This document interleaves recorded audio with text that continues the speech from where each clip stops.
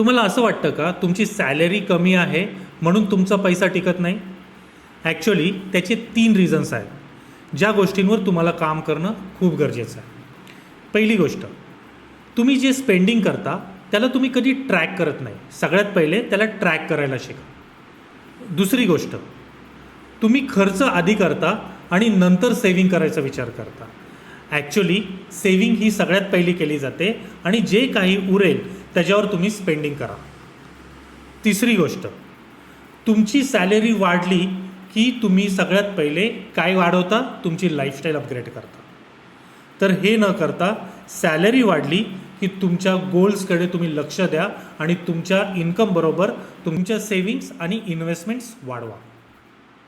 कारण income matter आहेच, पण त्याच्यापेक्षा तुमची मनीची सिस्टम, पैशाची सिस्टम सगळ्यात जास्त मॅटर करते तुमच्या सेविंगसाठी.